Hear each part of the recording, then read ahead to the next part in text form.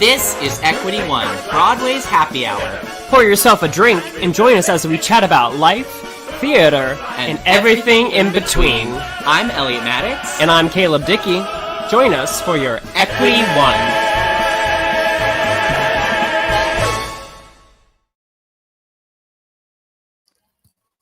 Hello, Caleb. Cheers. Cheers. I can hear you. It's off to a great start. And I can see you. I know I'm probably Off to a delayed, great but like start. this is going. I know you're in your blue room. It looks great. I know I'm a little sporty spice today. Over here, I'm into lacrosse nowadays. Oh, you're into lacrosse. Okay. You know, I love the that. quarantine has changed me. Those sticks. Uh-huh. Welcome everyone to Broadway Podcast Network Happy Hour. I'm Elliot Maddox.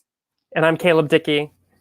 And we are the hosts of Equity One, Broadway's Happy Hour. And here we like to sit and chat with some of your favorite Broadway Podcast Network podcast hosts. We have a real treat today. Not only hosts of a podcast on the Broadway Podcast Network, but, you know, acclaimed podcast hosts, social media moguls, all on their own, they're amazing. I've already started having my bourbon, so the words are going to be, slurred. Tough to find. Yeah. Please join us in welcoming Alana Levine and Sam Mayer from How to Be More Chill. Hello. Welcome. Hi, friends. Welcome to Happy Hour. Thanks for having us. This Hey, is like my first human interaction besides my boyfriend downstairs in like 3 weeks. So if I act weird, that's why. Oh my gosh. How Elliot, are you? I can't hear you. Oh my gosh. Oh no. Can everyone else hear me? That. I can hear you. Podcast Sometimes this status happens with for the low thing. connections. Let's pop out Alana and have her come back. Now, can you hear us, Alana? I can How's hear that? everyone except Elliot. Unless Elliot, can you talk? Yeah, I'm talking right now. I don't hear Elliot. Oh, How shoot. about now? Say something How's else. this? Can you hear me now? He's talking No? right into your ear. Oh. right, Let me let's leave and come back really quick. Why don't everyone start and tell us what you're drinking? Yes, we'll start there. Okay. First, I'll start with I'm doing a Yingling traditional lager, a standard favorite of mine. How about you, Sam? What are you having? It's funny, I forgot this was an alcoholic thing, which is fine because I'm going to do a workout after this anyway. And Okay. I got to say, but I do have a cup of water here, and I need to say something. We only use Broadway cups in my house, like from all the shows. I always get one when I go. We probably have, I would imagine, 60, 70 different shows. I probably have about 7 to 10 Be More Chill cups, and uncoincidentally, this is the one I had. I didn't even think like my cup was going to be on the air, and it is, and I'm glad to show it off.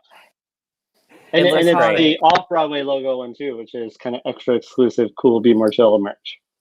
OG. Now, OG. Did Two River have a novelty cup, or is that they don't have novelty cups there? I don't think Because so. that would be a true. Oh. No. I can't imagine. Novelty cups are expensive to produce. That's why some shows don't have them. So I can't imagine a regional theater budget includes show-specific novelty cups. Oh, okay. Elliot, how are we doing now? sound? Can you hear me now? Yes, you sounded. Hi. Oh, yay. Hi. Oh, it's so nice that we can hear each other. Yes. I'm thrilled. I was trying Well- so hard to read lips, and I was succeeding slightly, but this is nice too. This is way better. You know, why we don't want to work so hard. It's happy hour. Oh, cheers. Cheers, gentlemen. Cheers. I'm drinking a very strange, it's an apple bourbon. So it has like bourbon and apple liqueur, and it was very sweet. So I cut it with like half actual bourbon. So Is that Applejack? When people say, is that not Applejack? Is that what is Applejack? yes, it's very similar. There's a lot of every kind of distillery has their own version of this, but what I'm drinking now is an Evan Williams like Kentucky cider bourbon. Nice. Yum. It's lovely. It's really yummy. All right, I have I've been ready. I'm always nervous when technology is involved, so I've been sitting here since 3:30 East Coast time, like not moving anything.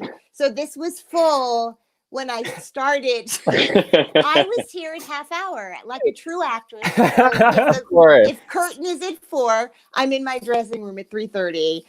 Usually not drinking, exactly. But this was a gift given to me. It has my zip code on it, and it's a perfect cup for isolation to always remember to stay in your zip code. Yes. Oh, I love that. Yes. And a perfect glass for after having a couple gin and tonics, because then you can remember where you are. Where do I live? I can show it to the cab driver, like just here. Just bring it here. Somewhere in this one. Yeah. Exactly. Exactly. Where are you isolating? Me. Yes. Alana, where is the zip code? I live in Brooklyn, New York. Okay. I'm in my literally right now. I'm in my office, in my apartment, and I'm isolating with my husband and 2 children and a dog. But I'm isolating, but I also, I go for walks outside. I'm not quarantined in a way that doesn't include air and sky from time to time. And I was just saying to someone that we're just the one thing to be thankful for in this crazy time. Maybe there are many things to be grateful for, but that it's happening in the spring and that we're not in snowstorm after snowstorm and not able to. I mean, I just think if the streets were blocked and the weather didn't allow for emergency and healthcare workers to get to where they were going. Anyway, I'm grateful that the weather is on our side. Absolutely. I'm excited for the sun to come back. I was thinking that the other day, if it was the middle of winter, oh my God, it'd be brutal. On every level. Oh, on every level. Well, Sam, where are you isolating? I live in Brooklyn too. I live in Williamsburg. And we have this like tiny little nook on the second floor that I'm in right now. That is every second of every day of this quarantine, I'm grateful for. Like having just like, even it's tiny, like, you're basically, it's like my arm's reach is the other wall. But like even just having a second floor is huge. We do have a nice roof deck that like comes off of it, which is good too for like working out and going outside. One benefit too, Alana, you have a car, right? We have a car. And like, that's actually been awesome because even if you don't get out where you go, like you can just drive around. Like I had to go pick up a computer from my intern last week on Long Island. And it was like the best day of my life. Like all I did was get in the car. When I got to her building in Long Island, she like put it outside on a bench so we didn't have to even encounter each other. I picked it up, got it. And then I texted my boyfriend. I was like, I'm driving for the next hour and a half. Like I'm going to take the long route home. So a car and a second floor has been a total lifesaver for me. But they're saying that because most people aren't, I mean, other than rare, like road trips like that, pollution, they can see from like the sky drone that that pollution is down. In the world of other things to kind of be grateful for, the carbon footprint and the pollution in America is down like 30% or something. So except That's for amazing. Sam Keep it fucked down. up Keep it that down. day. Sam. Now it's 29%. But other than that. No, I've actually I keep reminding myself of that whenever this gets like hard and I get down and like long for kind of normal. Like what a great kind of forced reset for the earth environmentally without us messing it up so much. There's some psychological benefits too. I feel like every now and again I'm reminded because like, I'm not out of work, but like I'm not having to do very much. I'm very lucky in that way and privileged. I don't have to worry, but I also don't have to do that much. And like, it's been really great to like, there's a phrase I used to use whenever I would go on a beach vacation or relaxing vacation. I'd say, I want to arrive at boredom. And it never happens. Like even a 5-7 day vacation at the beach, you never do. There's always things to explore and you get antsy, whatever. Yeah. And like, there's so many times in the past weeks where like I've arrived at boredom, and that's probably very good for my soul and mind to actually arrive at that point where I'm like, oh yeah, I'm literally actually bored. Mm-hmm. I like that a lot. I bet. Am I the only one with children in this? Yes. Okay. Well, Alan has kids. Alan has kids. Yes. Alan's like the Wizard of Oz. I love that he's like behind the curtain, but then he pops out and like joins when the wizard decides to join. Oh, he just took over the whole wrong button. How are you entertaining your kids, Alana? They are entertaining me. I have to say, I was just saying to them that my kids are not little anymore. They're 13 and 16, so they're grown people. And we are together all the time now, right? In ways that we haven't been because life is so busy for everyone. And when the whole thing came down, I was one of the people who was starring in a play, and the play shut down really not unexpectedly, understanding the science and the health of everyone involved, but it felt so abrupt because you're doing a show and then you come off stage and they're like, that was your last show. You're like, oh, okay.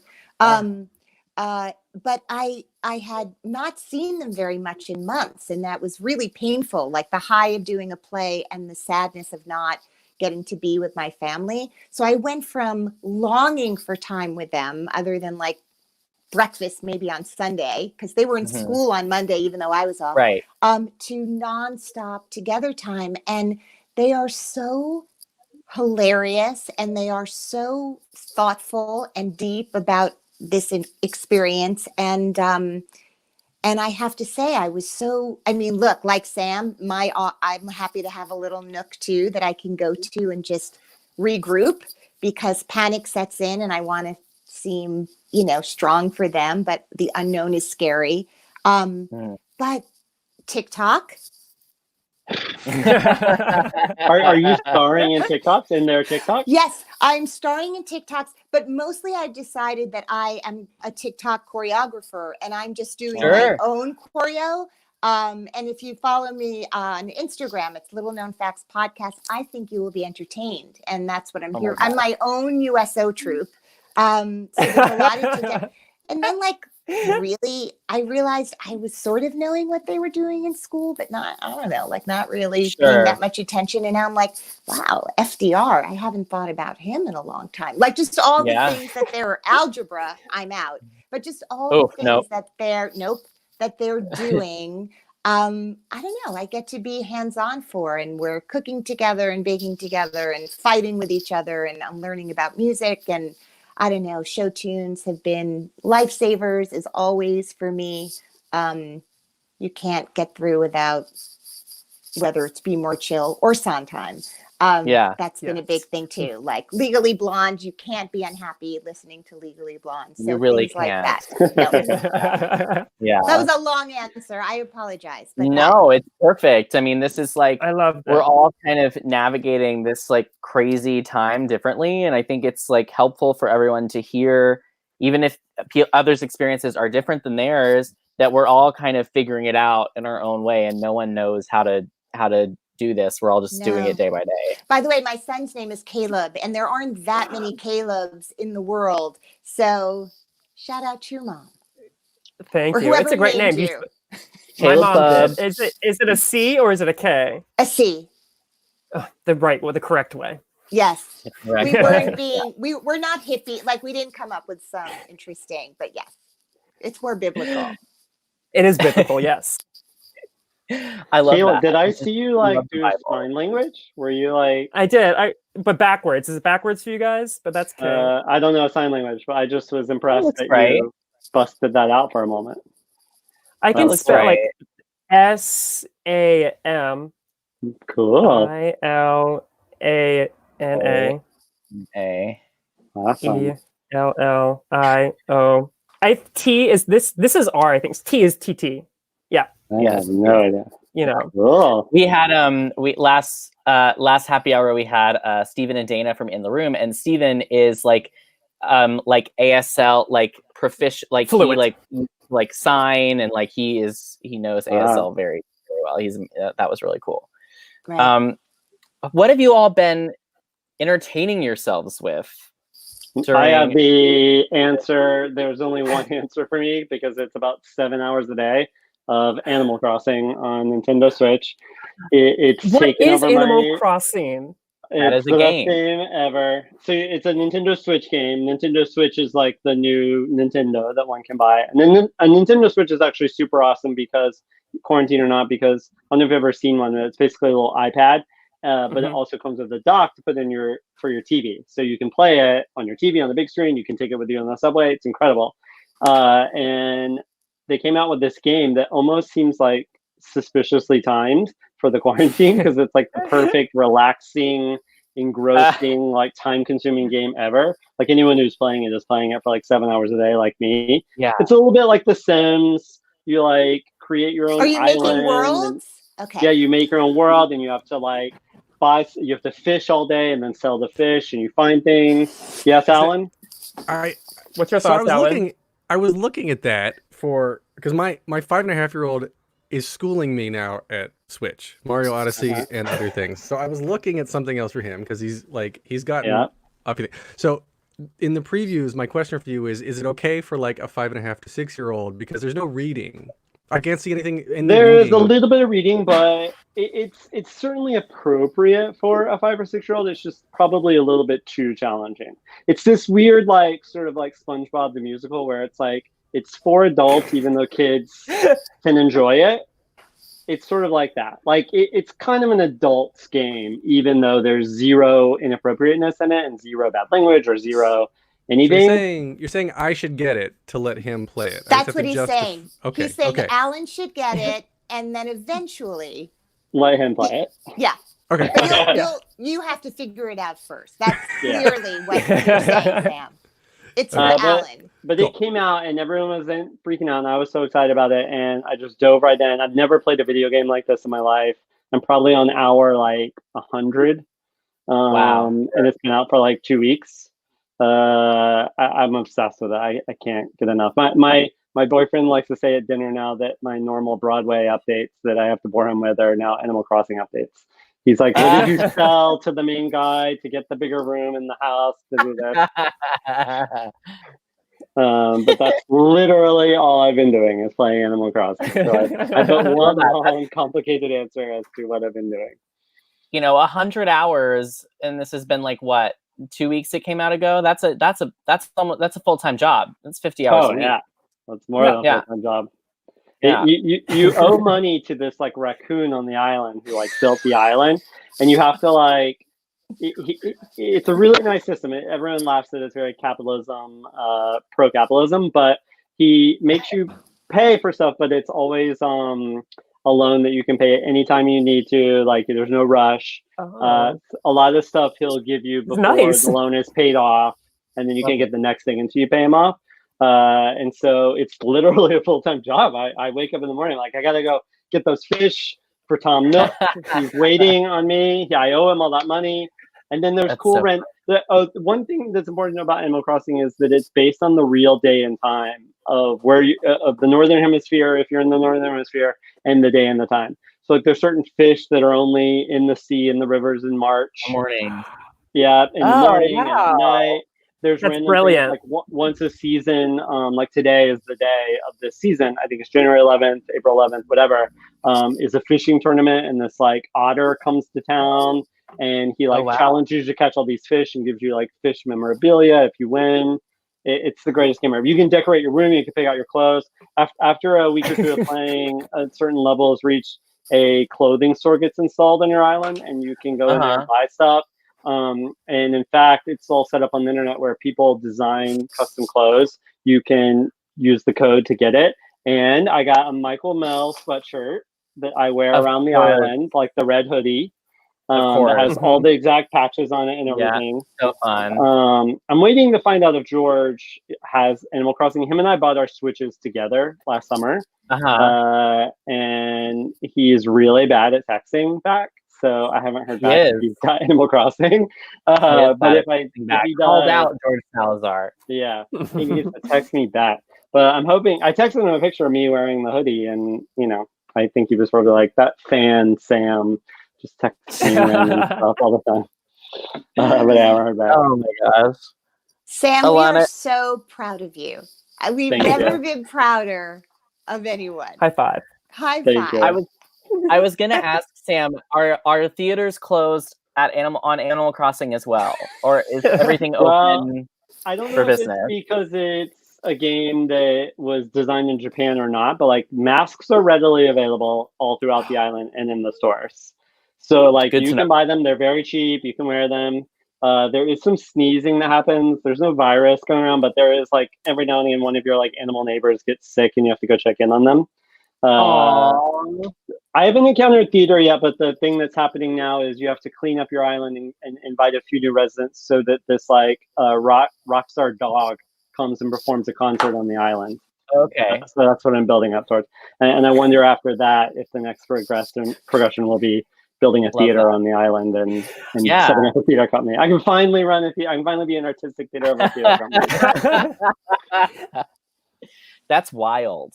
Yeah. That's a lot. I've never been a big game player myself. Me neither, to be honest. Like Nintendo Switch kind of turned me into one because first it was Zelda, which is like the Nintendo Zelda. Switch version of Zelda is like kind of universally agreed upon to be the best video game of all time, and it is. And then Animal Crossing came out and is in the solid second place. Alana, what have you been playing on your Nintendo Switch? I'm so into Animal Crossing.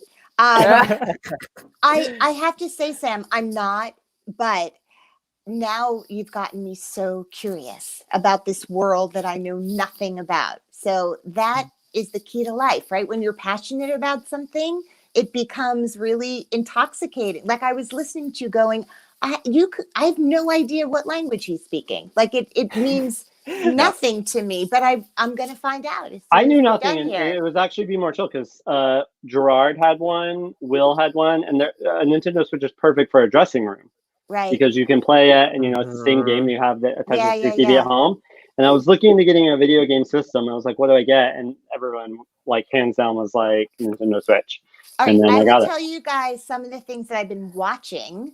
Yes, perfect. And one of the shows is Unorthodox. Have you guys watched that? No, but I've heard it's fantastic. To say Tiger King is obvious, right? Obviously. Yeah, everyone's cultural. seen Tiger King. Yes, we all agree it's amazing. But, yes, but beyond that, there's a series on HBO called My Beautiful Friend, which is now in its second season. And it is based on this series of books written by this Italian author who is completely anonymous, like for a lifetime, decades now. People have been trying to figure out who is Elena Ferrante. And there are these incredible books that follow the friendship of these two young girls from the time they are 5 till 75. And it chronicles decades of friendship and politics and life. And it is the most incredible, beautiful. First of all, you just fall in love with Italy, and especially now when you're so aware of what's going on in Italy. So it's on your mind anyway. But this is like a history lesson. It's a soap opera. It's there's a lot of really beautiful people in it, which I always enjoy that part of it. That's great. Unorthodox is fantastic. I hear it's so good. So good. So I highly recommend, I think Unorthodox is Netflix. And I was one of the people who fell so deeply in love with Schitt's Creek that I watched the finale and just thought it was beautiful. Then I watched the hour post finale. And now I started again at the first episode just to kind of go back 6 years and kind of see how it all began. And are you guys fans of that show? Do the three of you, any of you watch it? I've watched some Schitt's Creek and definitely love it. Okay. So, I haven't seen the last season. Well, you're so lucky because you get to see it. Like I'm so I know. that you haven't seen it yet. But you go back to the first episode and just looking at it going, oh my God, they were all so, like when you think as an actor, like the idea that you would in the pilot be as completely fleshed out character wise with like the idiosyncrasies that like Alexis has, it's all there. Like in the very first shot of the very first episode, Catherine O'Hara is so completely like it's, if you go back to early Sex and the City or early Sopranos or shows that are long lasting that we love and look at those characters with such awe, they could be theater pieces, right? Like the level and depth of performance. to see the first episode of Schitt's Creek and go, oh my God, like they already were doing this with one day of rehearsal. It kind of blew my mind to see that it began where it ended in terms of that level. But like Sam was saying, I've still been able to do my podcast. So Sam and I have this podcast that is the love of it's Sam's baby in a way. Your baby, definitely our baby. But I'm saying, like, I may have a real physical child, but How to Be More Chill is also another child of mine that we co-parent together. Mm-hmm. But yesterday I did an episode with Wayne Brady for my Little Known Facts podcast, which is this other podcast that I do. And I ended up having I don't know, Wayne. I feel like I know him because he's been on my television my entire life. And he's one of these entertainers who just does everything. I don't know. We were weeping together. We were having he just goes back in time to his childhood. And there's something about the intimacy of us all sharing. How often is it that you are all, other than the morning Trump one, and we collectively as a nation, or certainly the people in my life, were all stunned simultaneously. But there have been so few things where everyone is, regardless, there are no political lines right now. We are all in this together 100% as humans globally. And I think part of what happened is Wayne Brady and I are both at home with our kids, and everything has shut down for everyone in terms of how life was before the day this happened in America now. And there's been something so unifying and beautiful. And, you know, I've also been doing a lot of these fundraising, for Actors Fund, in different ways that you can raise money for organizations that we care about. And I know I'm probably talking a lot because will you just give me a sign if I am rambling like at a bar and you feel trapped? I can't tell. And also it's weird because you're far away. But so just go like this if you're like, but anyway, it's so incredible the way this community, I can't take the amount of outpouring of love and support, obviously for the theater community, because that's where our hearts live all the time. But at 7:00 every night in New York. Wait, Caleb, you're not in New York, are you? I'm in Connecticut right now, but I've heard about the 7:00 like clapping. It's epic. It's so beautiful. You hear people like banging on pots and kids like shaking tambourines, and I weep every night at 7:00 because humanity never ceases to amaze me when people's hearts are open like that. And I don't know. So in that, like, what to be grateful for, the outpouring in love of support for each other is just mind blowing. Yeah. On every level, across all careers and everyone. lines. I mean, especially like, you know, I'm out of New York right now. Caleb's out of New York right now. And every time I see the 7:00 on Instagram and just like hear about it, it makes me like miss that energy of the city. You know, I've been so longing for it and missing New York, being away from it, knowing that it's not. I'm in Kentucky right now with my family. So did you leave once this happened, or were you already there when this happened? I left. So was in Beetlejuice, and that we finished up performances. That Thursday we on the got 12th shut down. Yeah. And then I packed up the next couple days and left. Can I ask you a question? Because you might not be able to say, but maybe we can break some news here. If I have news to break, I'll break it. Okay. Because there's been a lot of talk about Beetlejuice closing, obviously, before Broadway will reopen again. And honestly, even though the Broadway League said June, I, for one, living in New York City, I think it would truly be a miracle if Broadway opened again on June 9th. I don't know what that looks like. I don't know if we walk in with a certificate of health into any, like, I really don't understand what that's going to look like. Yeah. But that does mean for a lot of shows that might need more time to regroup in some way, that there might be an opportunity. Have producers talk to you about the possibility of that in a real way, of your show coming back? Well, we obviously got news earlier this week about before it was announced to June 7th, you know, our closing date was June 6th already. So we have played our last performance at the Winter Garden. And there's, you know, since we got announced our closing notice, there's been talk and the real possibility of moving the show to another theater, having another life. That is still very much a possibility. But I think that now it's a matter of who knows what Broadway as a whole will look like come August or September. Right. You know, so who know, you know, will people have confidence to go out and sit in a theater with people? I think it's what people will want to do. Sure. But it's a matter of like, if that's a reality that we're facing, and who knows with the rate things change, where we could be.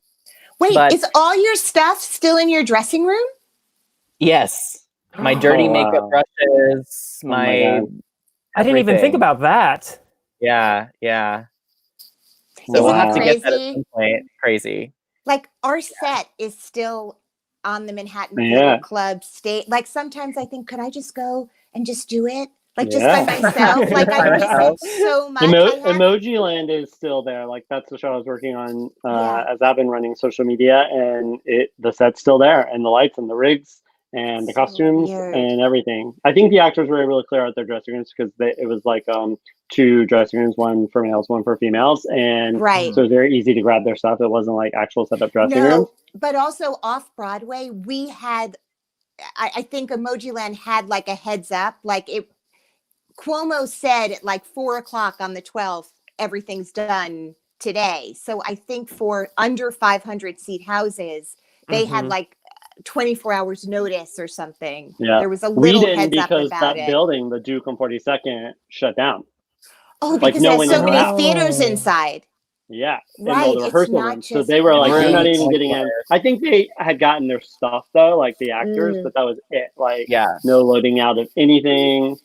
That was actually very helpful for the show to navigate, because like we were stuck of like, what do you do? Because if the off-Broadway League in the city aren't saying you can't shut down, there's insurance weirdness happening. But like once the building shut down, then that's, you can't perform the show.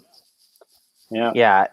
It was such a weird, tricky thing, and we're all still like navigating it and figuring it all out. But there hasn't been a lot said about the fact that like there's going to be a lot of people who didn't get that closure.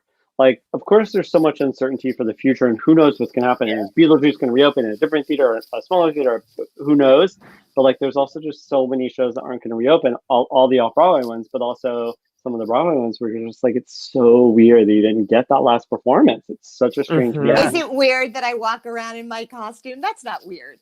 That's not weird. That's just you have your costume at home? That's just closure. That's just finding the end. I've been doing Beetlejuice. Wait, yeah, what? I've been doing my quick changes here just every night. I do wake up sometimes and I start doing the lines like in case we're gonna. I guess I want to see if I still know them. I don't know. It's weird. Yeah, but that's when you don't have is closure. The question.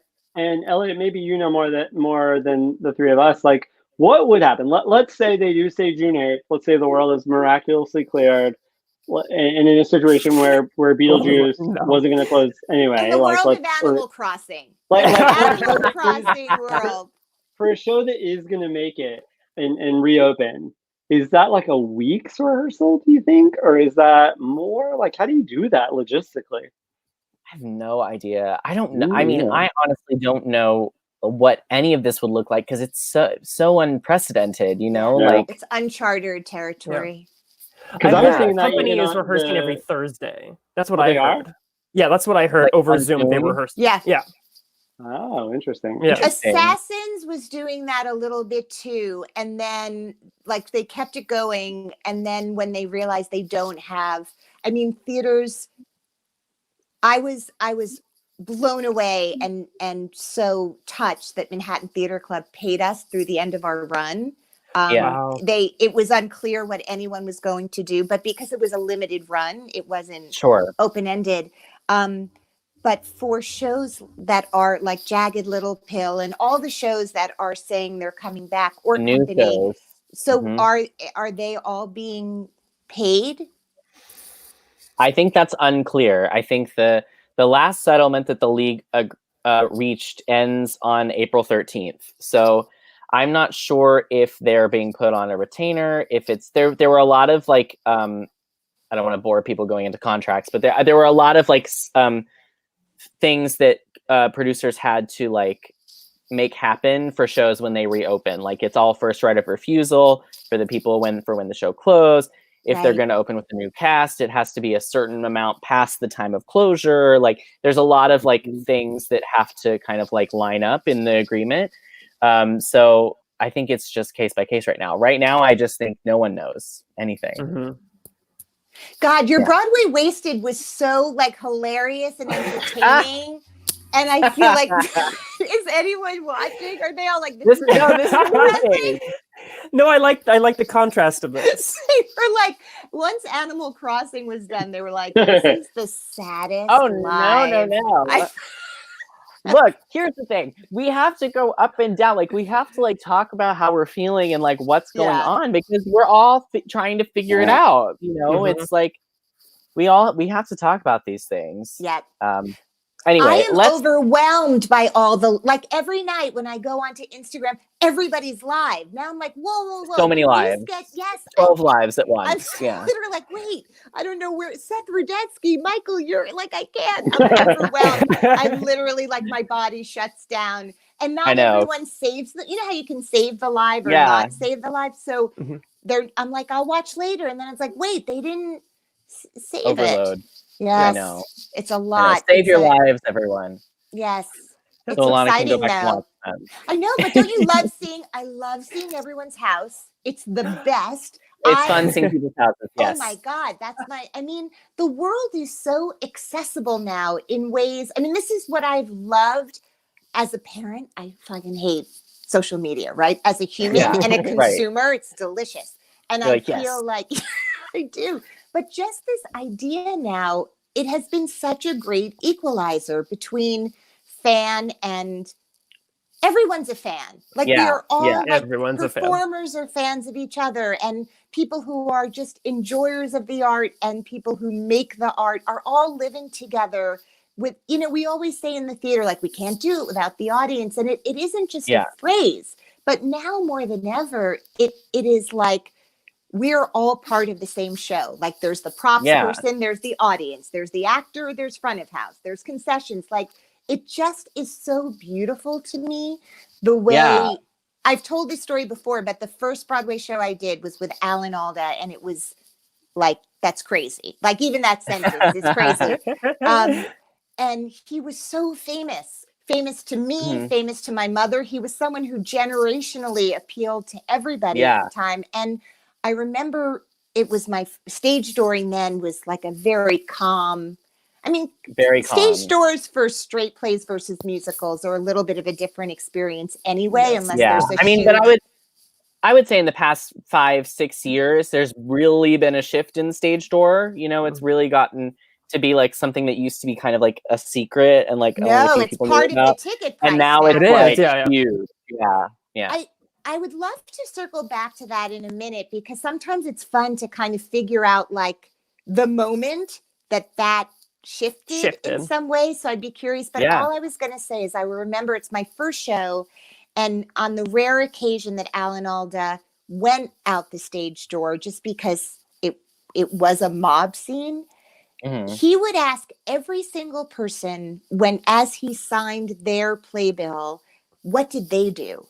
And no matter to a person, obviously not children, but any person there, he'd be like, oh my God, I always wanted to learn how to make shoes. Or, oh my God, how does the dry cleaning business work? And literally want to make sure that everyone there understood that what they did, even if it wasn't televised, had so much value and was so necessary. And it was such a like humbling thing to learn as a 22-year-old, like, this is how to be. This is grace, integrity, respect. Sometimes he'd ask them to sign his playbill, like if it wasn't too crowded, just to really hone the point. Cool. Sure, So like that was my first experience being a part of a stage door and seeing this kind of what we're talking about now, this community. Yeah. But when did it go from a couple of people hanging out, if they really were passionate theater lovers, or quirky older men who would stand there with like an old headshot and be like, how do you, my mother doesn't even have that anymore. Right. When did it was it Wicked? Like, when did it become? Mine was Spring Awakening in 2008. Okay. Spring Awakening was a big one, but I think that it all started ramping up as social media became more accessible, because then it's like you're not just going to the stage door to have your experience and thank the actors and have that special moment. Then it's like you're making a Facebook post, or you're posting your picture on Instagram. Yeah. And then people are like, oh my God, how did you meet this person? And they're like, it's the stage door. And then it becomes this kind of like social currency. I always say, thank God that social media did not exist when I was a rent head in 1996. Thank God. I would have been put in jail. I would have been blocked by everybody. Alana, P.S., it's coming into focus all of a sudden 40 minutes into this. That's a You're a Good Man, Charlie Brown photo behind you, which I didn't even realize at first. Yes, it's so cool. It's the book report. That's amazing. This is my little wall of like memories of Broadway shows that I've done. It's very modest and just for me, but sometimes it's nice to remember. I have a very vivid memory of talking to you outside the Your Good Man, Charlie Brown stage door. And really? Just being starstruck out of my mind, freaking out. You were very nice. I remember that. I have no idea what we talked about. Well, when that's like Alan Alda and Anthony Rapp are sort of the same person. When you have Anthony Rapp at the helm of something, and I mean, I know there wasn't social media during Rent, but I do know, because I did Charlie Brown with Anthony. He went from the London production, so New York Rent, London production of Rent, and then Charlie Brown. So all of his fans followed him. You know, the Rent fans came to Charlie Brown. It was the greatest combination of like young girl skaters and, you know, Rent fans. But Alan is going to bring up a picture really quick, and I and then we'll get back to it. But that's Elliot. That's Elliot in Charlie Brown. In Your Good Man, Charlie Brown in high school. Blonde buzz cut. Woof. Yes. Anyway. And Alana, do you even know that I was in Your Good Man, Charlie Brown twice in high school? Linus and Schroeder. Snoopy? Oh, you were Schroeder. I would have sung to you on the piano. Linus was my claim to fame. Like, Linus is like what made me who I am, because like it was almost like I came out as a person. Like it was the first time ever like girls were like into me, because I had done such a good job performing my blanket in me. So like launched my whole like love of theater. And then 2 years later, this is the best. I was in a community theater production. I grew up in rural Georgia. That was rehearsed in a florist shop because it was so just like rinky dink that like, and they had a Schroeder drop out last minute, so they had me come and do it. I mean, this community theater for free. All the other, I was 16, 17. All of the other characters were adults, like 40-year-old people. So like my Lucy was like 40 and I was like 16. Very weird. Very weird. Performed in like one of those like old converted movie theaters that are like now community theaters.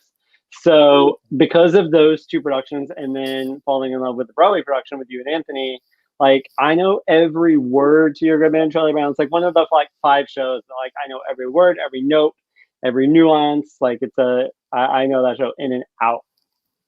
I think it's one of the, I don't have the stats on this, but it really is one of the most performed musicals and has been forever. 25 it's like years. so easy to perform, I love it, but like also really good. Like that's what makes it so awesome. That like you can easily perform it and the audience still really enjoys it, because it's a really good show.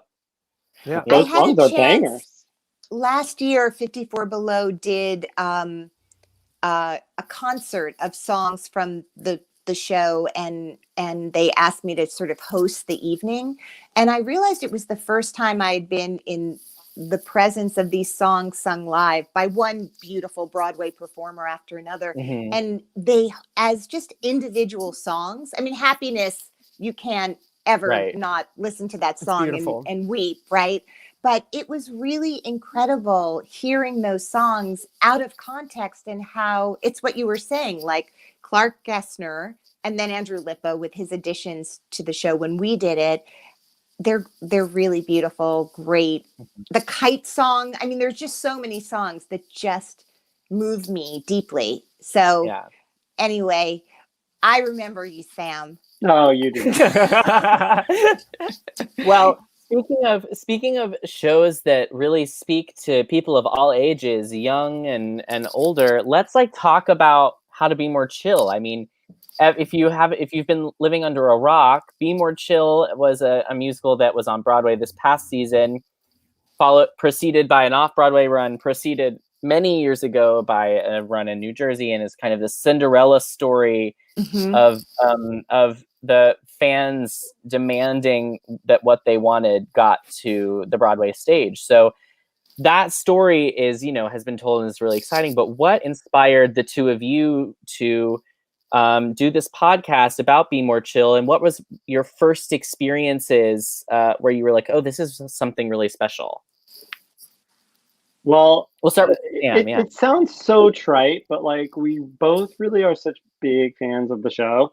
Alana and I as a producer of the show, and then Alana as a Broadway star, both consider ourselves as hosts of How to Be More Chill fans first. Which sounds so just silly and what anyone would say about anything they're passionate about, but it's so true. I worked with those people every day. I was at, I think, over 95% of the shows, because I ran the VIP room afterwards. And still to this day, I get nervous and excited about the idea of texting with George or talking to Will Rowland or thinking about them, because I truly am that big of fans of them. And Joe and his music, and Joe Trace's lyrics, and just the whole experience. I don't know if you guys know, but I have a Be More Chill tattoo, which is the address of the Lyceum. Oh, cool. Right above my rent tattoo, which is the address of the Niederlander. Oh, that's so cool. The Be More Chill tattoo is the address of the stage door on 46, to signify working there, versus the entrance on the front. But I think that's what did it. But Alana, tell them the Will Rowland intro story. So I will ditto to everything Sam just said, other than I didn't run the VIP room, but I would have had I not been doing something else. I met Joe.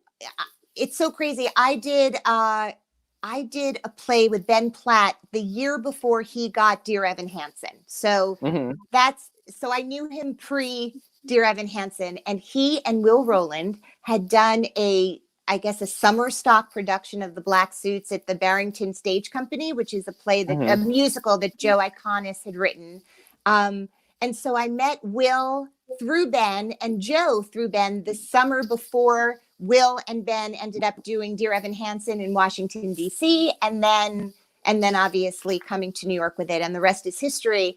But I remember seeing this play. I was not familiar with Joe Iconis yet. I hadn't gone to the Christmas spectacular that he did every year for People Are Below. I had no idea that I was about to enter this world of a composer that would be so special to me. And then when you meet Joe Iconis, he's just one of the most, I guess, warmth. That's the word that comes to mind, and generous. Aside from his talent, I am such a champion of him as a new generation of composers. But what has been so clear to me is what has also been so special is his heart and generosity. And when I got to see Be More Chill, in some ways, it reminded me a lot of You're a Good Man, Charlie Brown, where there were these characters being played by people in their 20s and 30s, but representing children or high school students in this way.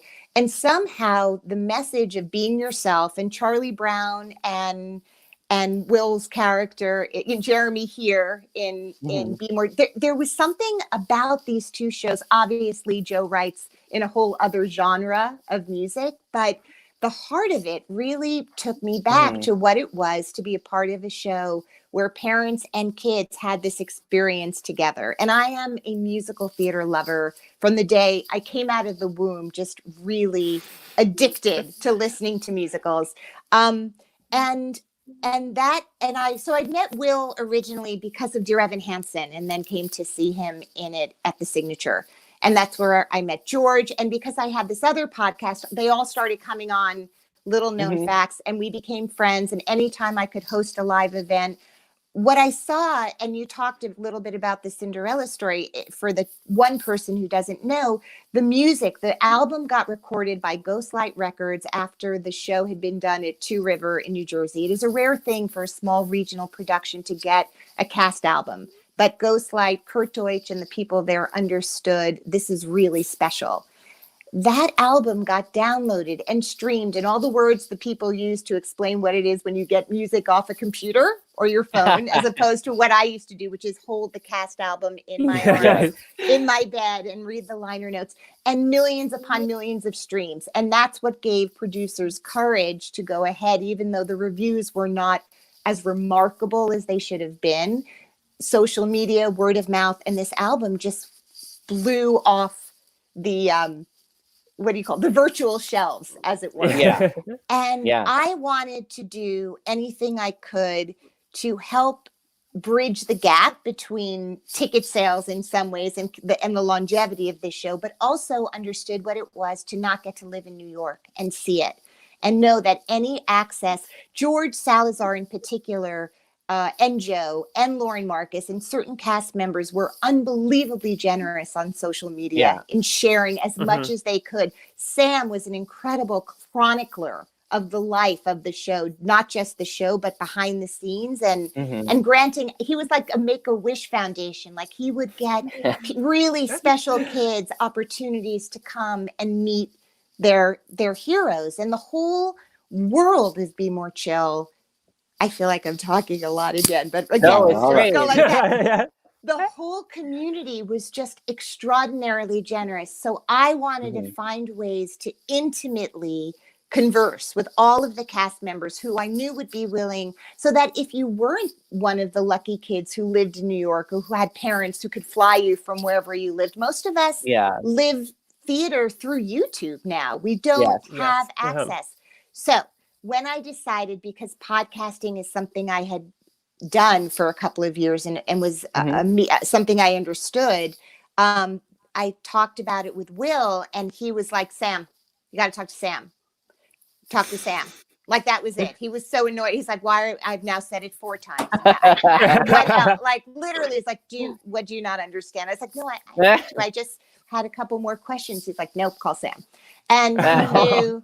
And Sam and I had met very briefly, but not just at the stage door 20 years ago, but because we were both now living in this world of promoting the thing we loved and trying to get it accessible to as many people in the world as possible. We also decided to call it How to Be More Chill, to chronicle that story. I felt nervous that it wasn't going to be captured in real time. I mean, everyone knows the Jen Tepper book is inevitable. That's probably coming in 10 years of the full documented history of every single moment. But in the meantime, I wanted to be sure that we captured some of that and like had that story documented, because it's just the most incredible story of how that show got to Broadway.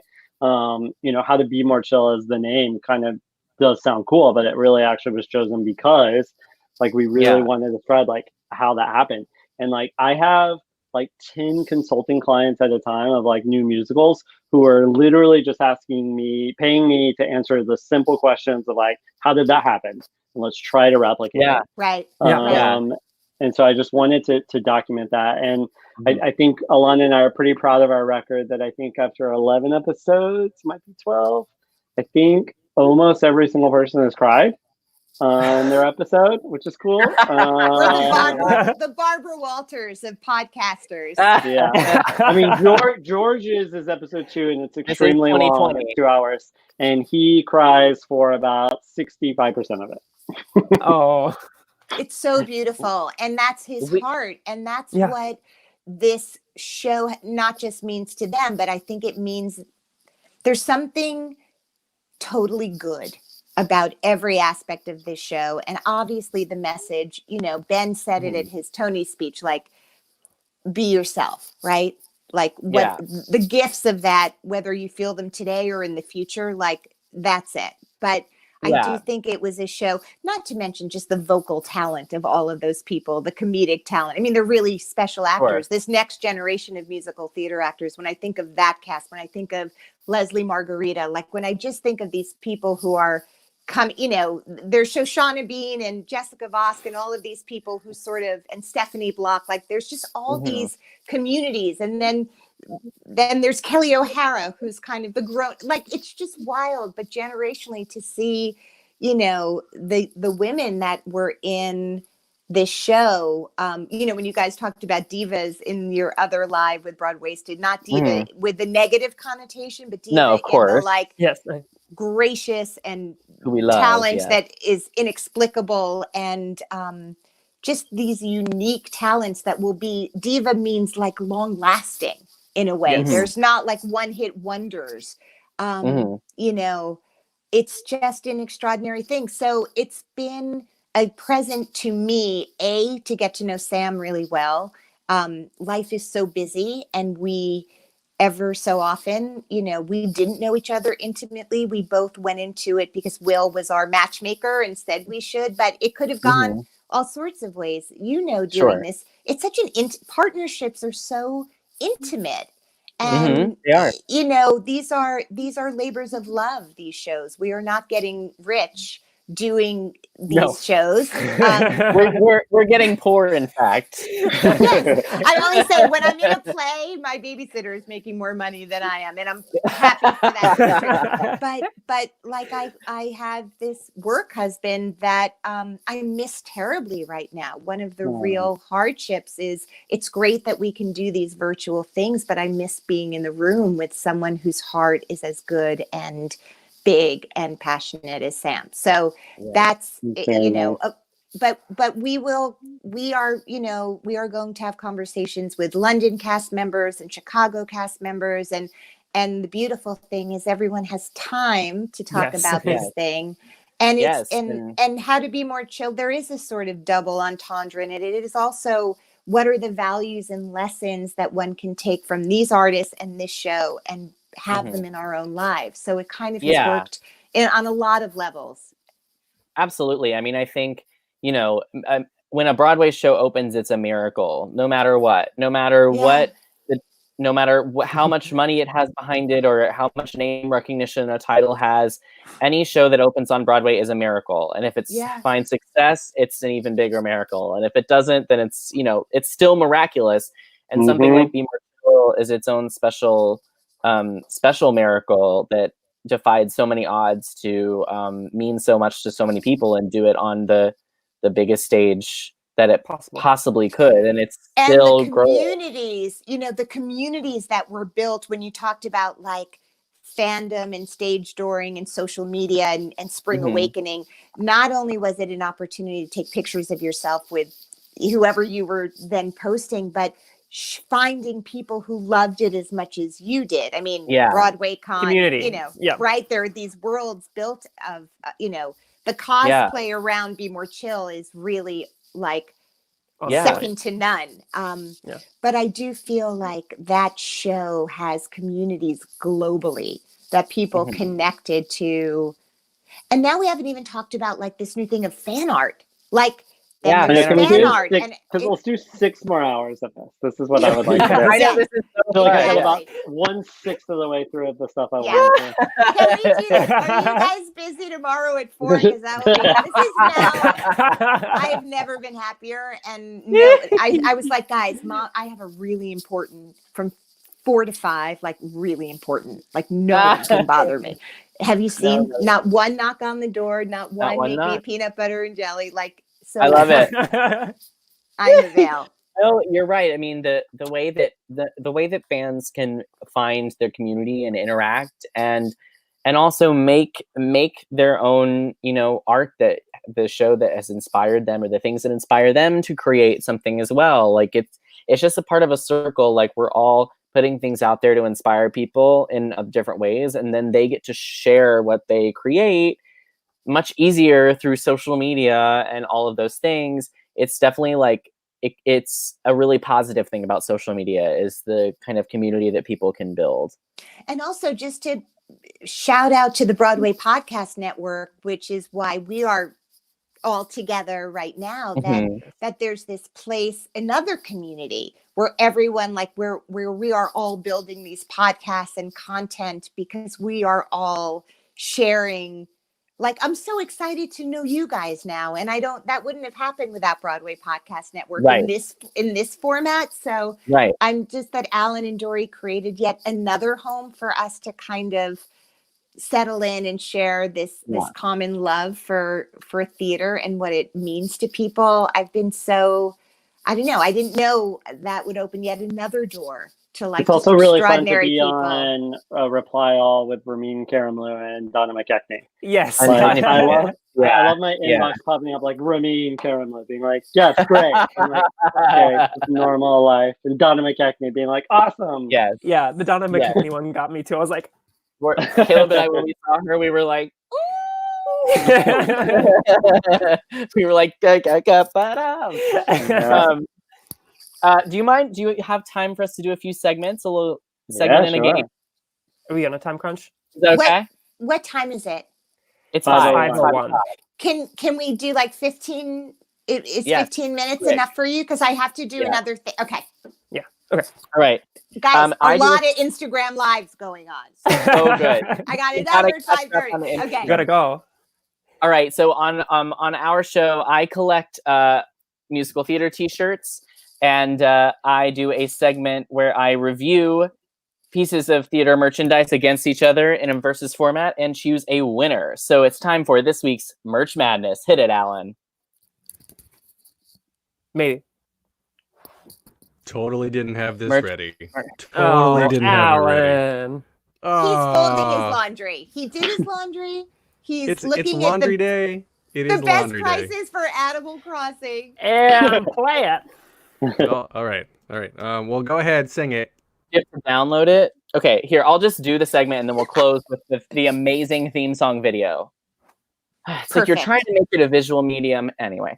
All right, so I'm doing, in honor of Alana and her iconic involvement with your good man, Charlie Brown, I'm going to review some more shirts from shows that both grown and young audiences have enjoyed together over the years. So here we go. We're going to start with a shirt from Charlie and the Chocolate Factory.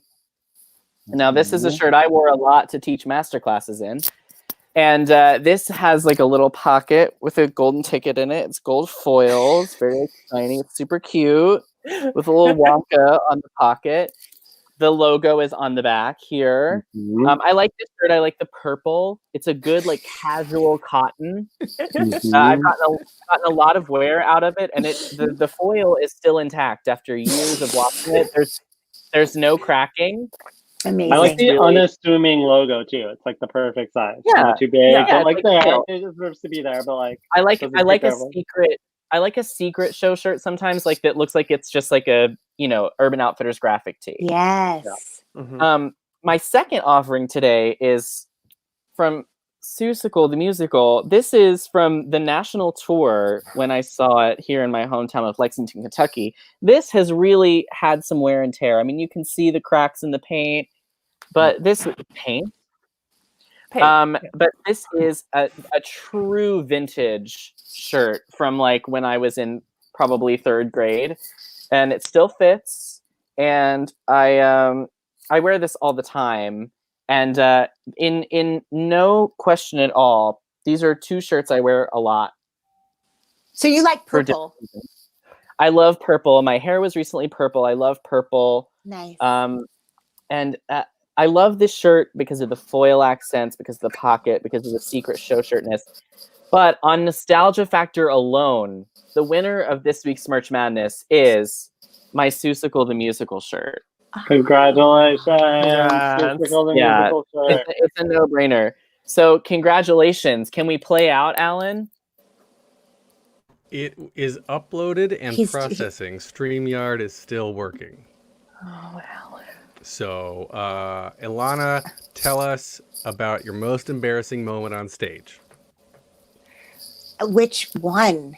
There's so many equally. First of all, my son played Horton. So I just want to say he did one musical, Seussical Junior. And also, again, that show is killer. Those songs, so Alone good. in the Universe, if you want to like really go to sleep weeping, just play Alone in the Universe before you go to bed.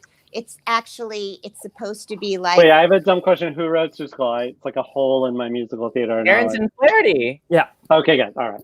I had a feeling, but I wasn't positive. No, you know how much I respect someone who is willing on a Broadway podcast to say, I don't know. I have like random polls of knowledge because the Seussical was part of my Broadway dark years. I talk about this all the time. Sure. It was basically like the 2000s, like 2000 to 2010, somewhere around there. Like I didn't see anything. I missed out on so many things. I was like super heavy in The Rent and Your Good Man Charlie Brown, and then like the whole 2010s, just like I was doing other things. I miss Spring Awakening. I miss American Idiot. I've never seen Next to Normal. I don't even know what it's about. And like it's about like this really happy family. Hilarious. Yeah, they're like, and they're next to normal, like they're almost normal. But anything 2011 or beyond, quiz me. I'll get an A+. Can I just tell you though, and because I did a series for them, I have like a code so you can be my guest. There's the most amazing doc about American Idiot on the making of that show on the Stage Network, this Broadway streaming platform, and it is. I love documentaries so much, and Sam, you will love it. Is Gerard prominently featured in it? Of course, everyone's in it, but you have Green Day, you have Michael, like the whole story of how they agreed to let them. They had to basically do the entire musical as an audition before they had permission to actually, do. But it is wow. And John Gallagher Jr. and just all of these extraordinary. Anyway, you're gonna love it, Sam Aaron. I'm excited that you brought it up because that's something I can help you with. On the night that Lincoln Center was coming to film You're a Good Man, Charlie Brown, and I'm now outing myself. And if anyone can ever go to Lincoln Center Library again in the world that becomes normal again, if you listen to the cast recording, you understand that Michael Mayer saw Lucy as a comedic character. Many people could have played that role who are divas in terms of their vocal talents. But he really saw me as that character and would not take no for an answer. So I'm just saying I never pretended to be a singer when I got hired to be Lucy. There was no false advertising. He hired me. However, what that meant is I was in a Broadway musical without any singing background at all.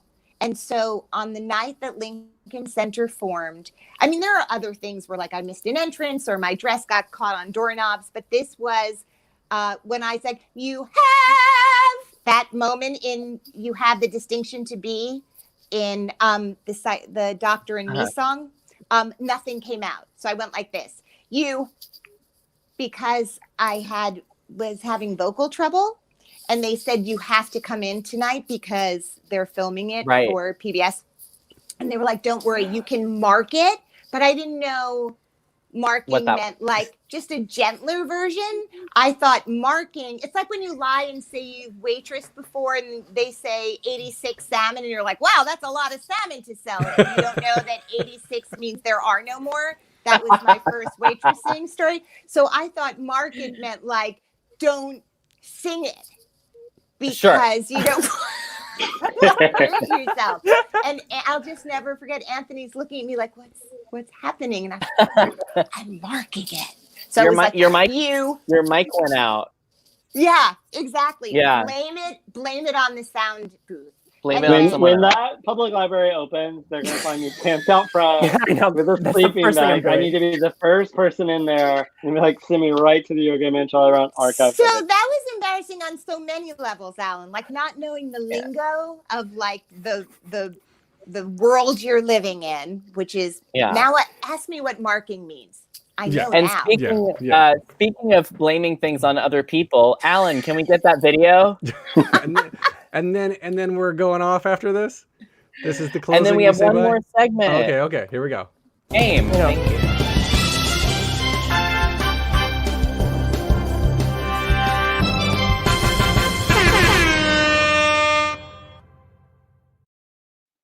Oh, that's cool. It's a great video. Okay, here we are. All the drama to arrive at it. That was very cool. All right, it's time for a game. Caleb, ready? Yes. Okay. So this one is called Back in My Day High School Edition. Okay. So what was your high school's name and their mascot? High school name and mascot. Lakeview Academy, and we were the Lions. We were the Lakeview Lions. Okay. Alana, high school and mascot. I don't know the mascot. I could tell you about like shows that were going on there, but I know they had sports. I could look it up really quickly, but no, it's cool. It's not worth it. It's fine. But that just lets That's you a better know answer. Who went? There were sports. No, don't care. Don't care. Okay. A mouse. It was a mouse. A mouse. The fighting mice. What was your high school car that you drove? What car did you drive in high school? My dad was a mechanic who liked to work on cars, so his favorite thing was to like fix up a car that barely worked and make me drive that, which was awful. And meant that I had like 7 or 8 of them because they would be on their absolute last legs, and he would make it to where it would at least like go to school for it and back for a couple of weeks. And it was embarrassing and terrible. They were always like clunkers. My very first car, which I did have for a few months, was a very cool 1975 Jeep. I'm not that old. I'm only 40, but I was in high school in 1997. So to have a 1975 cool like old like army Jeep was neat. But it was a stick shift, which learning to drive on a stick shift is obviously very hard. But especially when you're high school, the main exit is up a giant hill with a red light at the top. And so every day, every day, like that's what I would do. So at that, I did T-top Camaro. The car that I had for like probably the longest was probably my whole senior year was a cool little Nissan Sentra. I don't know if you've ever seen those Nissan Sentras where the handles are inverted, like the handle you reach into the door and pull out. It's hard to describe. Like they're very cool. But I got that car that was like a functional car that I knew was going to last until I moved away to New York to college, and that's the one I enjoyed the most because it wasn't like a clunker that got me 10 feet before I had to call my dad, who would be like, "All right, I'll come get this car that he tried to fix." What about you guys? What were your high school cars? I had a Dodge Caravan. A 98 Honda Accord. Isn't a Caravan a van? Yes, it was a van. How did you have a van? Because there was 5 kids. Oh, it was your parents' car, and you're talking about your parents' car. Yeah, but I drove it to school. Okay. Got it. Okay. So after school, you came home. What was the snack that you would eat when you got home? Ring dings, and I would watch General Hospital. Religiously. Yes. Yeah. In fact, I would try to leave school. It started at 3, and I lived pretty close to my school, so I pretended that I had a 2:50 dismissal so that I would be home for Luke and Laura at 3 p.m. and I would have ring dings and all Drake's or Hostess, really healthy. Yeah. Or so popcorn, like we'd make popcorn sometimes, but ring dings, yodels. Did you guys eat any of that stuff? Yeah. Twinkies, ho-hos, all of that. Delicious. Oh, Twinkies. So good. So good. I don't remember what I ate, but I definitely drank way too much orange juice, and I still have that very bad habit. Like I can drink a gallon of orange juice a day. And I think it comes from after school, like drinking half or 3/4 of a gallon for no reason whatsoever. Yeah, I drank orange soda, Sunkissed. Yum. So many, like 3 or 4. I had an Orangina recently, and it was delicious. I highly recommend. And if you add a little, anyway, no, even just on its own. Orangina on its own is delicious. For you kids at home, you don't need to add anything to it. It's perfect. This is happy hour. I have to go. I am so sad because you are the most fun to be with. And I really wish, I'm not kidding, we could do this every day. No, it's okay. We'll wrap up.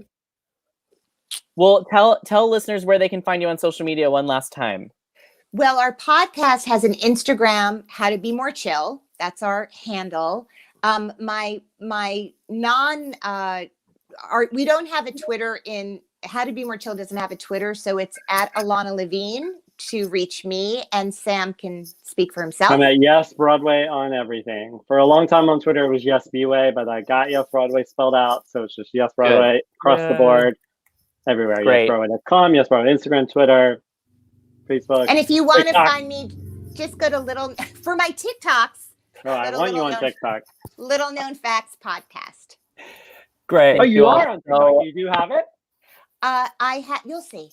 I don't want to spoil the surprise, but it's just a little dessert for all of you when you finish here today. Stay tuned. You can find our podcast at Equity One Podcast on Instagram and Facebook, and on Twitter at Equity1_.